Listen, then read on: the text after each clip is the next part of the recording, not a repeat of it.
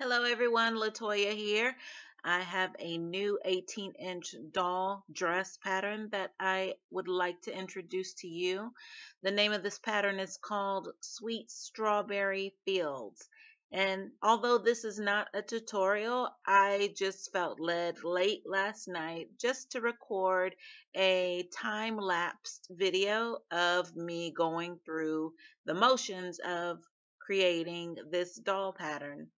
So I already had my pattern printed and cut out, and now I want to lay out my pattern pieces onto the coordinating fabrics that I chose. I chose a red linen fabric for the bodice part. So that includes the front, the back, the over the shoulder, the straps, and also the facing to go along with it.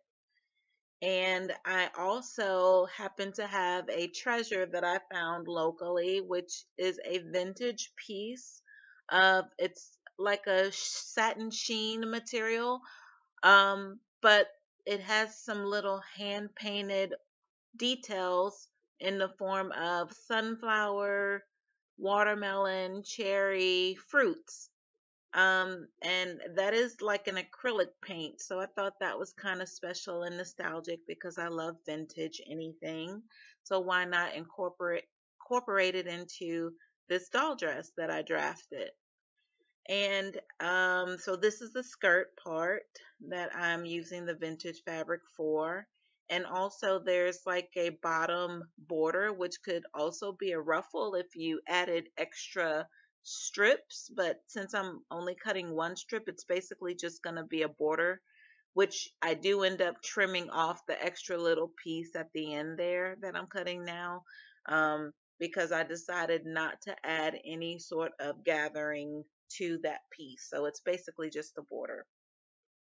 All right, so now I have all my pieces cut out, and just bit by bit, I'm going to go through and construct the bodice piece. Now, this pattern is available at my Etsy shop, or in my Etsy shop, I should say, along with other patterns that I have drafted and made and created video tutorials for you. But like I said, this is not a tutorial. This is just a demonstration. But when you purchase the pattern, you'll receive full step-by-step instructions. And I also will create a video tutorial that also will take you step-by-step visually with moderate explanation, but the full detailed explanations will be in the printed instructions that come along with the pattern.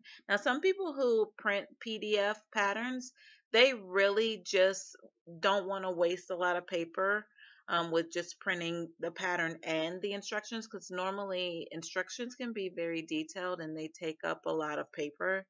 So, what I know that a lot of home sewers and seamstresses do, they just like to print the pattern pieces and then they'll save the instructions to follow along on their iPad or their computer and just save that paper, which is very resourceful and smart for the environment. So I am now, it looks like I'm constructing the facing part for the over the shoulder piece. So that piece is, it kind of just falls off of the shoulder. I'm not sure of the technical name of it because it's not really like a cold shoulder, what we call today when you have like a cutout in the top shoulder area. This is more or less like a low, not even a collar because it's not even around the neck, but it's like the closest piece to the neck. So technically it could qualify to be called a collar. Well, that was a lot of information just now, but I don't have a name for that, but I just wanted to let you know what we were constructing. So now we're attaching that collar piece to the bodice and trying to get everything centered so it all lays nicely, and at the same time I have my straps in place. They have to be attached on the front as well as the back, but for now we'll just have them attached at the front, and I believe I might have attached them at the back at the same time. No, so it's just the front right now. And when it's time to actually close up that top shoulder piece where I'm folding back like a 1/4 inch of a seam allowance, because that's what this pattern calls for overall, is a 1/4 inch seam allowance. I am also accommodating the strap as well. So I'll attach it to the back part of the bodice while I'm pinning everything into place, so I can just sew everything at one time.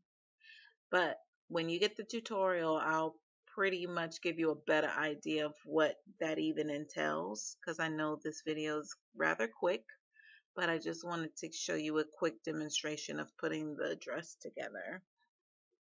Right now I'm making that bottom border, which could also be a ruffle, just depending on how many strips of material you choose.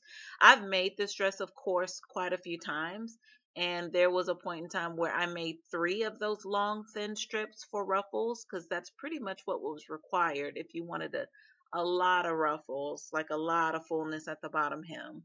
But this time I just had the 1 strip, so basically I just call it a border. And I'm gathering the skirt right now to be attached to the bodice.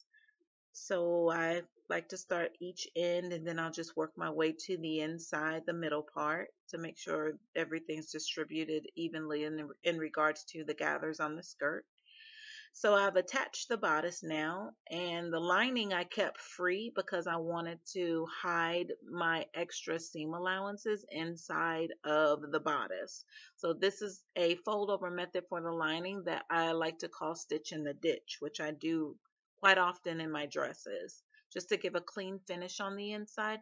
Now I've seen to where some seamstresses, they'll serge all 3 of those layers in the middle together, that include the bodice, the lining, and the skirt. But I just like to keep a clean finish on the inside. Not that serging isn't clean, but it's like a whole nother process. So I put the elastic in the back, and now I'm just doing the final fitting for the doll. So it seemed like everything checked out. Thank you for watching, and thank you for subscribing and liking.